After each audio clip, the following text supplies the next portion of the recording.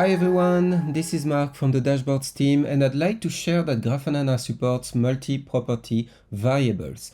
With this, one variable selection can carry multiple named values that you can reference in queries.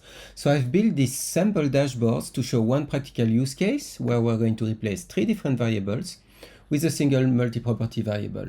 It's one example out of many, and hopefully it will clearly show you how this feature can simplify your dashboards.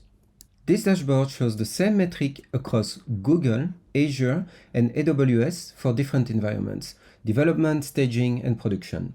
But because each cloud uses different environment names, we had to create 3 different variables for the same concept.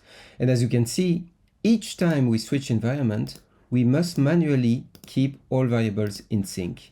It works, but it adds overhead and creates room for mistake. Now let's see how multi-property variables help. Let's create a new custom variable and define its options not as a simple list of values separated by commas, but as a JSON array of objects.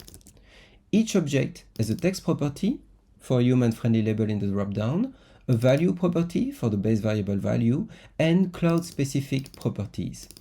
And now the preview shows a table with all the properties, so it's easy to verify the mapping before writing queries.